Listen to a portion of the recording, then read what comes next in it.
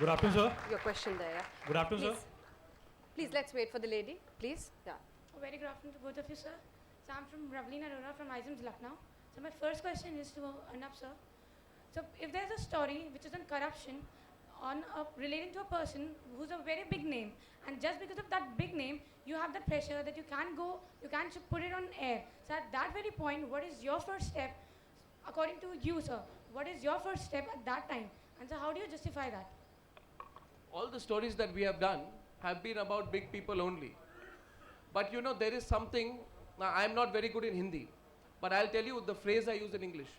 These people wear what is called a cloak of invincibility. अब उसको कैसे हिंदी में ट्रांसलेट किया जाए, Ashutosh will know better. They seem like they are invincible. They seem like they are immortal.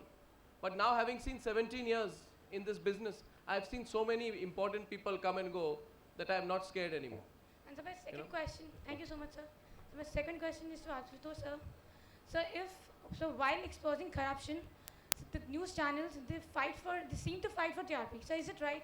So even while exposing corruption, they fight for TRP. So is it right? I think it's right. Let them fight for TRPs when they are exposing corruption. Let them not fight for TRPs when they are getting aliens. You should be happy that they are fighting for TRPs when they are exposing corruptions. Yeah. Good afternoon, sir. So my name is Rohit Mishra and I'm from Jagran College. Sir मेरा question ये है कि जब हम लोग 12th पास करते हैं, graduation pass करते हैं, तो हम लोग के पेरेंट्स पूछते हैं कि बेटा तुम्हें किस साइड पे जाना है, तो उनको बताते हैं कि पापा हम लोग मीडिया फील्ड में जाना है.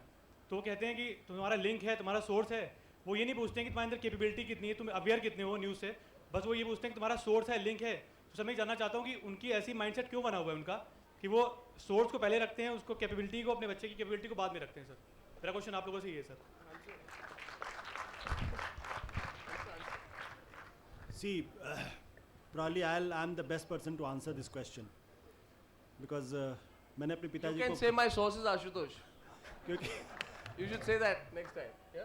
इतनी बार जब मैं कॉलेज में था तो पिताजी चाहते थे मैं डॉक्टर बन जाऊं, नहीं बना, नाराज़ हुए. फिर जब मैं यूनिवर्सिटी में आया तो वो चाहते थे कि मैं IAS बन जाऊं, नहीं बना, पास भी नहीं हुआ, नहीं बना.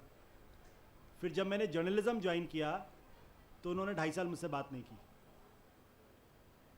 और जब मैंने ज्वाइन किया तो मेरा कोई सोर्स नहीं था.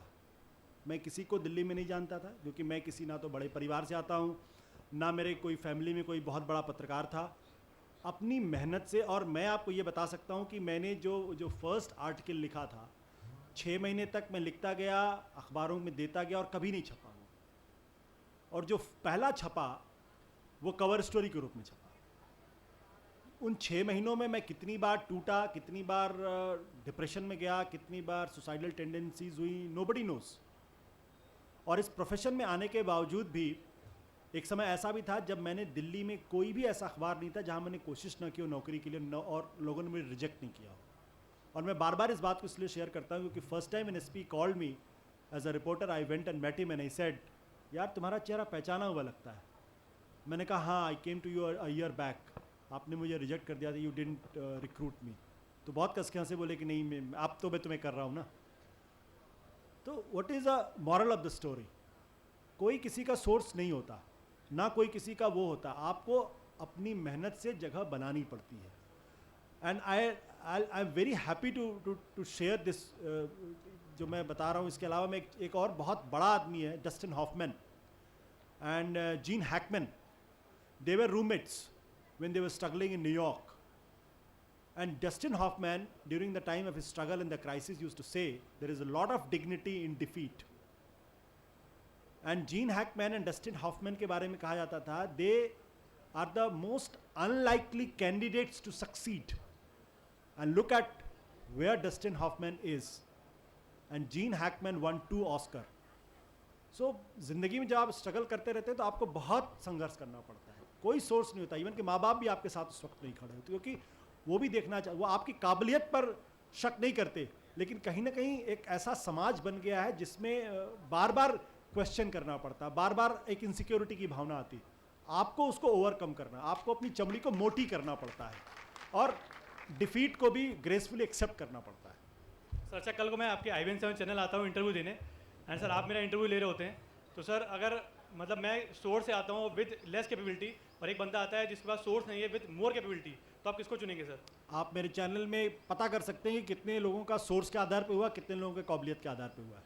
Okay, we'll wait for and the I can next. Tell you, I get calls from the ministers also कि यार फला आदमी, मैं उनसे मिलता ज़रूर हूँ, लेकिन उनका अपॉइंटमेंट सिर्फ और सिर्फ काबिलियत के आधार, क्योंकि एक आदमी अगर मेरे चैनल में या मेरे सिस्टम में गलत आ गया या जो काबिल नहीं है, फिर उसको बहुत दिक्कत होती है फिर उसको करने में। तो आई एम, एक प्रॉब्लम जो इस इंडस्ट्री की है कि यहाँ कोई रिक्रूटमेंट का कोई सिस्टम नहीं है। That recruitment system has to be, उसको करेक्ट करने की ज़रूरत है।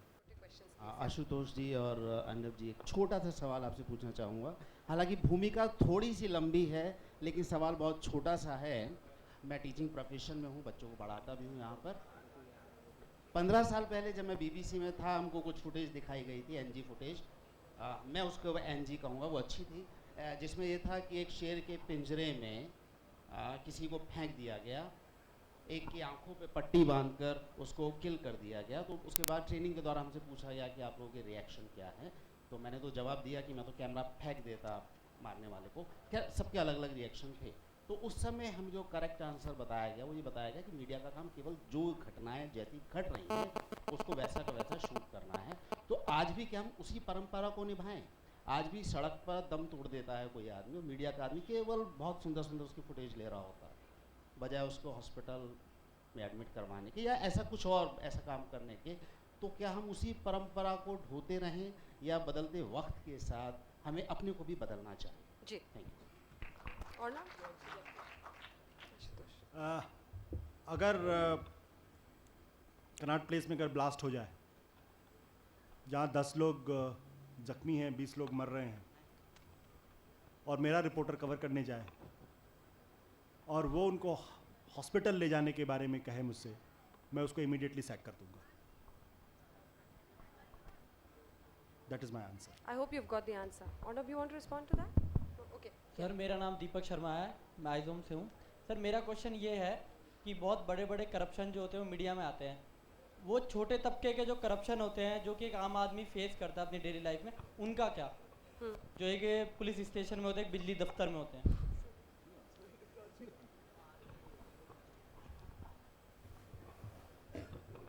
they get ignored, largely they get ignored, but आजकल लोकल चैनल्स भी बहुत ज़्यादा है और सब रीजनल चैनल्स भी है। तो जो नेशनल चैनल्स है, they will pick up the national issue. Then there are state channels.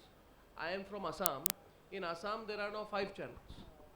तो जो इश्यूज है ना वो लोकल होते हैं, सब रीजनल होते हैं, तो डिग्री अलग होती है, मगर लोकल मीडिया इन चीज़ों को ज़रूर एक्सपोज करता है। मेरा जो पता है कि जहाँ पे स्ट्रॉन्ग रीजनल मीडिया है, ये सब चीज़ें ज़्यादा इग्नोर नहीं होती। Just one At least last